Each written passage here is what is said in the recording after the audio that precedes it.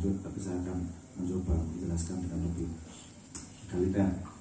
Intinya begitu. Sesuatu itu sangat kompleks atau sangat simpel itu bukan karena bendanya, kadang-kadang dari sudut pandangnya. Contohnya meja itu sepertinya simpel, tapi kalau Anda tanya yang bikin meja itu bisa menjadi sangat kompleks, kan gitu.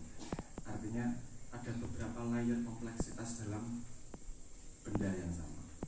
Manusia juga gitu.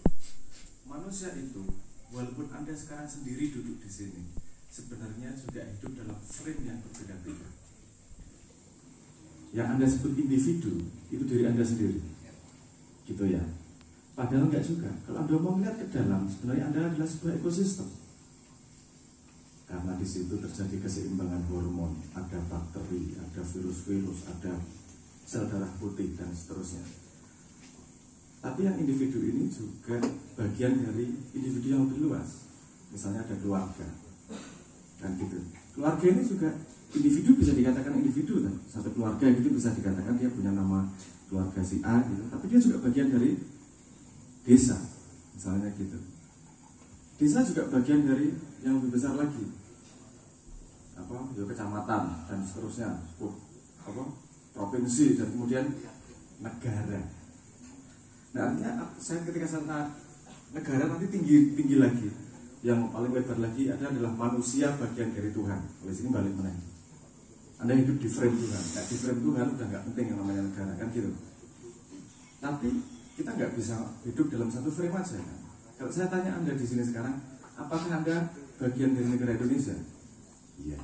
Apakah bagian dari desamu asalmu? Iya. Apakah bagian dari keluargamu? Iya. Apakah individu? Iya. Apakah kamu juga kepala dari komunitas yang sangat kompleks? Iya. Badanmu itu komunitas yang sangat kompleks.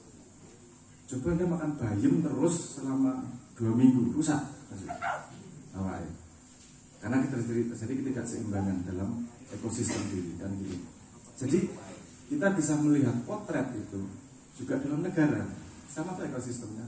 Kalau badannya, kalau kepalanya nggak beres ngasih makan badannya, ya itu ekosistem rakyatnya, nanti ya sakit-sakit juga sama aja. Nah, sehingga peta negara dan nagari sudah jelas. Negara adalah klaster yang lebih besar yang kita sebut sebagai negara Indonesia. Nagari adalah klaster yang lebih kecil, tapi lebih gede daripada individu. Jadi ya, sak kampung ke, sak komunitas ke, satu visi ke, whatever, terserah. Tapi itu satu nagari adalah satu arahan tertentu. Terus hubungannya gimana dengan negara? Apakah ini nagari ini membantu negara atau mengganggu negara? Jangan berpikir bahwa negara sama dengan pemerintah ya. Beda-beda. Negara itu konsep kita mau bersama sama-sama menyandang nama Indonesia.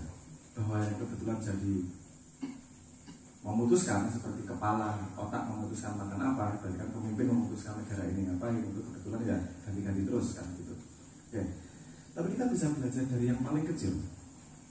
Kalau bisa dari frame yang paling besar, namanya Tuhan kita kan diajari bahwa dari kalimat lumina lah, kamu bukanlah setetes air di samudra, tapi kamu samudra yang sedang hadir di setetes air. Artinya kita bisa belajar negara bahkan dari dalam diri kalau sudut pandangnya gitu. Kan kepalanya nggak beres, otak apa badannya sakit. Kalau badan sakit apa yang terjadi? Dia akan mencoba mempertahankan diri, bikin sel darah merah, bikin sel darah putihnya ada. Bahkan ada yang ngomong bahwa tumor itu sebenarnya cara badan untuk mengumpulkan racun-racun dari badannya menyebar, dikumpulkan dalam satu tempat racunnya. Nah itu kepala nggak paham nih, makanya jangan penjahat. Karena saya nggak ngomong teori benar atau salah ya, saya nyuplek kalimat dari Pak Tanto. Tapi ada sebuah teori yang mengatakan itu bahwa tumor itu bukan penyakit, tumor itu cara badan karena terlalu banyak apa racun di dalam badanmu di lokalisasi kan itu, dilokalisasi jadi apa tumor-tumor tersebut. Nah, artinya ekosistem diri saja kita mau belajar dari Tuhan. Ekosistem diri itu kan ada apa namanya, ada defense sistemnya, sistem pertahanannya. Sekarang kalau kita mikir lebih lebar lagi, negara. Jadi gimana kalau defense sistemnya negara? Kalau badan kan ada sel-sel, sel-selnya mencoba otonom nih kemudian. Kalau ternyata otaknya bikin banyak salah keputusan, makannya salah, kebiasaannya salah, badannya yang merasakan sakit. Mirip kan ceritanya karena negara pemimpin dan rakyatnya. Ambil salah keputusan, sing sakit badannya. Oke, gimana cara badan membantu seluruh tubuh manusia? Kan kemudian bikin pertahanan-pertahanan. Bukan melawan negara, tapi demi menyembuhkan badannya ini. Kemudian apa namanya? Disinilah datang kemudian ide garis besar haluan negara. Karena kalau kita mau ngomong kesehatan seluruh badan, harus ada sel-sel yang sehat dulu. Di mana sel-sel yang sehat ini bukan berarti anti ya, bukan berarti anti negara. Sel yang sehat itu intinya juga mau membantu negara, mau membantu badan. Paham ya analogi saya loncat-loncat antara badan dan negara? Artinya nagari klaster-klaster yang sehat beneran ini akan membantu menyembuhkan negara. Kenapa saya ngomong kayak gini? Karena nanti kadang-kadang gini, datang asumsi bahwa kalau kita kan nagari anti sama negara, enggak, sama sekali enggak. Bahkan kalau otaknya misalnya pemimpinnya membuat keputusan yang benar, gimana yang nagari lakukan? Kan mendukung dengan penuh, kan gitu, ikut mengawasi, ikut membantu mendukung misalnya seperti itu. Nah itu jadi nagari ini perlu selama ini dianggap sebagai diletakkan dalam satu organisasi, salah satu manajemen yang disebut sebagai Departemen Kementerian Desa, Kemendes, diatur oleh kepala semua. Kadang-kadang lupa bahwa desa itu ada sebelum ada negara.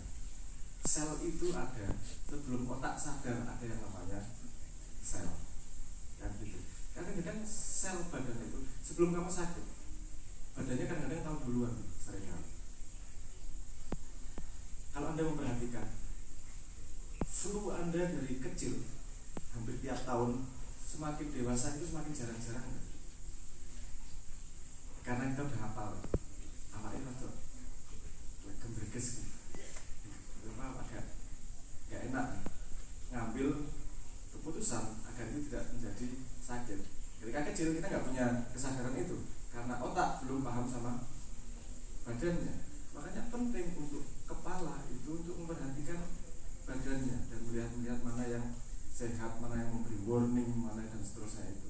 Itu menurut saya analogi yang bisa dilihat yang seharusnya dilakukan oleh Pak Kepala Negara ini. Kepala negara kita ini melihat ada yang sudah tua sebelum ada negara dan kemudian membuat inisiatif. Ini bukan melawan negara, tapi membuat defense system demi kemaslahatan negara.